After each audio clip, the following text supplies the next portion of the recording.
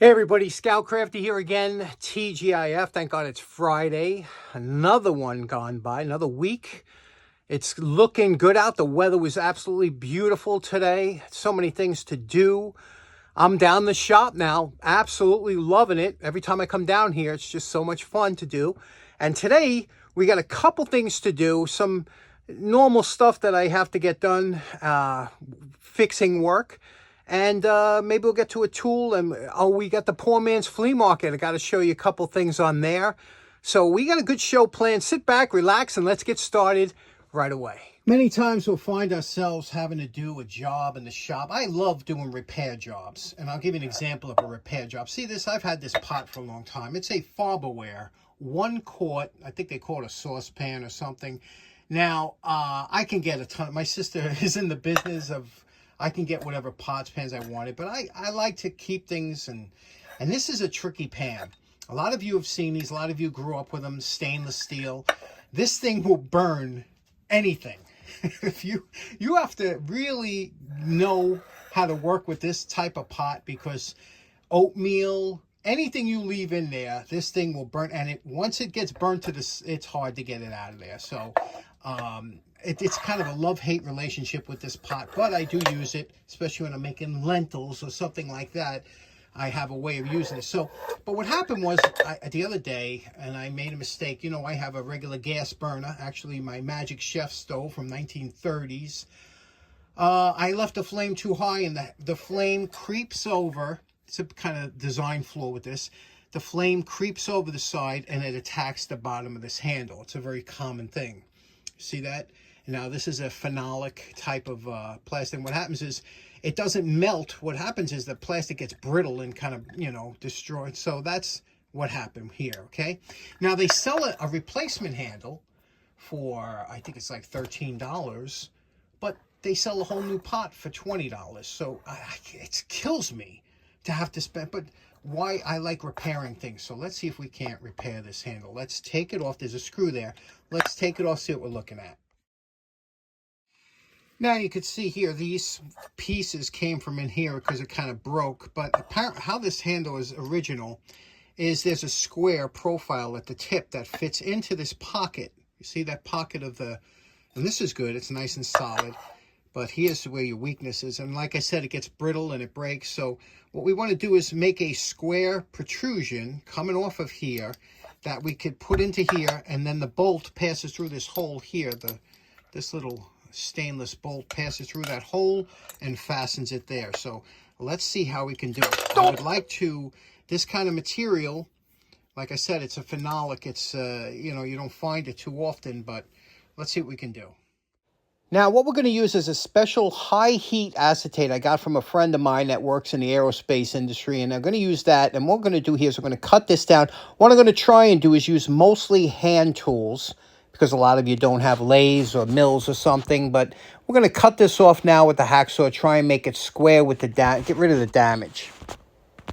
Now a hacksaw is such a good tool to use. I'm using 24 teeth per inch. Go through it nice and easy. Then take the file and clean it up. Now, like I said, it'd be very easy for me to put this in the milling machine and just mill it flat. But sometimes handwork you just feel like doing handwork. And that's what I feel like doing with this. We see we got a pretty good square cut on here, and this is what I'm going to match it up to. So let's take a look. Okay, there we go. And even if we saw a little bit of light through there, which we don't, I'm going to put some JB Weld to put everything together. But now what we have is we're going to have to, this is the piece we cut off, we're going to have to get this thickness and make a square out of this round. Unfortunately, sometimes you only have round stock, when you need a piece of square, or you have square and you need a piece of round. That's the way it is. I don't have any square stock. So what I have to make this square, so what I'm going to do is and first you have to start with one flat side. So we're going to scribe that. We're going to put in the vise. We're going to cut that with the hacksaw to have one flat side. This material behaves somewhat like Delrin, but a little bit harder, and it has a smell to it. Now, there we go. That's just a rough cut. Again, we're going to be doing some final filing and sanding to get it fit, but you can see here we have a nice cut there with the hacksaw. Again, this is all practice. Everything you do is practice in the shop, so you should be enjoying this. It's not a task. Now we have to, again, make a square. It's going to make 3 more flat cuts until we have a piece of square stock the same thickness of this. Okay, you could see where we are now. We have the square stock made, and now what we're going to do is we're going to drill a hole through the center here so it lines up, and then we could use that form, and then we will file it down. Again, because this is a high temp material, it behaves a little bit differently than the regular Delrin I'm used to, but it's working out good. We're going to drill a hole now through, bolt it up, and then finish it up. Okay, here's the rough cut of the piece. You can see we put a little lip on there that'll fit into this pocket here, you see, so it won't spin left and right. And then this screw will go through that hole here, you see, and it's just enough to go into here when we screw it in. So let's screw it in and see what it looks like. Okay, here's where we're at now. You can see we have that little spacer block. Okay, that's in there. It's very solid, but we're still going to put epoxy, a JB Weld rather, around that little chip there, because I didn't want to go too far back. And now we just got to blend it. So what do you think? It's coming good.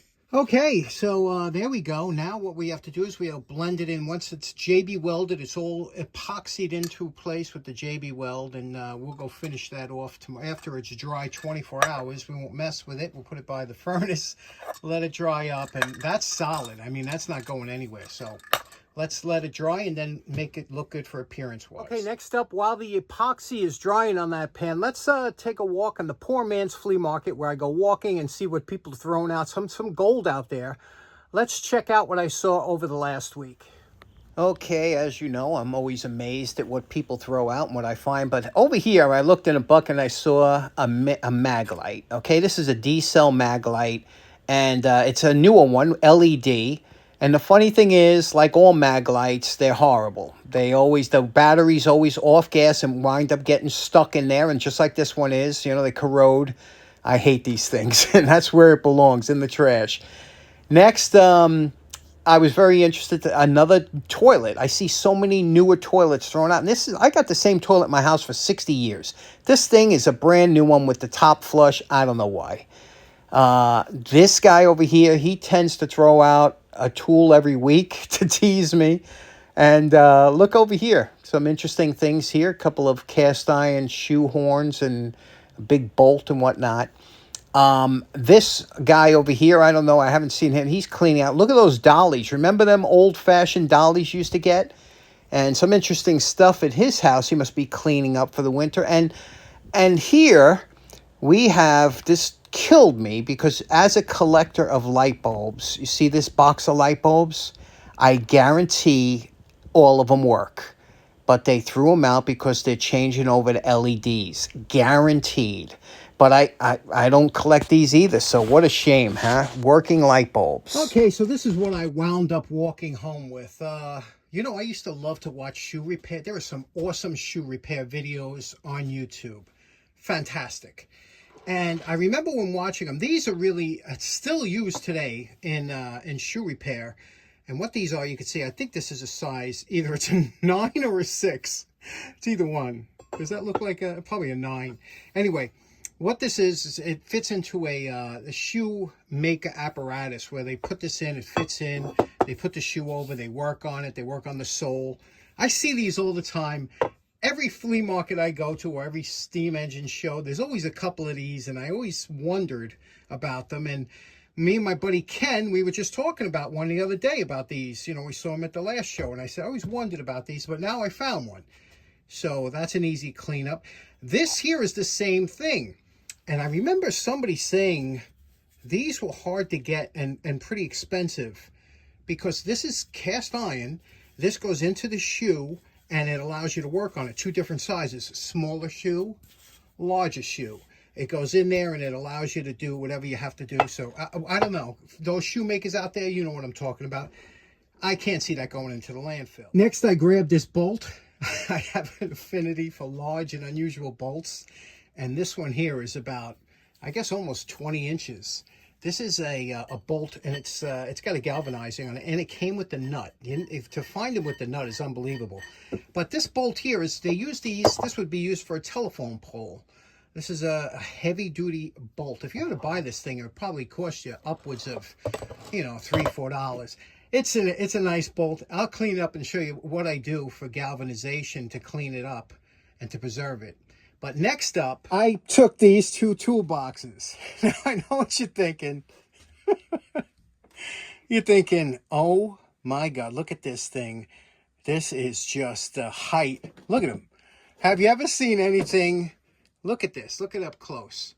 This is about as bad as it gets. However, you got to remember what's underneath. First of all, these are the Sears made these, and it's still got the label on it. And these are the good ones. They got the pin. This is a hinge pin. It's not like the plastic that breaks eventually. And even here, it's got there's a pin in there, you know. So these are actually pretty decent boxes. I'm going to clean them up and show you what they look like. Take a good look, because I know what you're thinking. You know, I would have left them. You're saying, watch how nice these clean up. Now, that's just with a vacuuming. Now, you might have taken these. You wouldn't have left the other ones in the garbage. You might have taken this shape. You might have grabbed it, but I'm not finished yet. My father was such a big fan of these brushes on a vacuum. He used to use these all the time. And this, I got into it because of him. But if you, and this one's worn out, but you have to get one of these attachment brushes for your vacuum, shop vac or anything. It's a night and day difference. Because first of all, when you have any kind of you know, dirt, like it was crusty dirt, you don't want that going into, you don't want to try and wet it down. It turns to mud. Vacuum it out. Then when we take it to clean it, it'll go much better. Next thing we're going to do, I'll probably take these stickers off here. Okay, see that Craftsman truck box? I'll take the stickers off. Maybe I'll put them back on. We'll see, but you see how they come off. They always come. They're meant to take off when you get them. They're not meant to leave on, because you can see what's under it.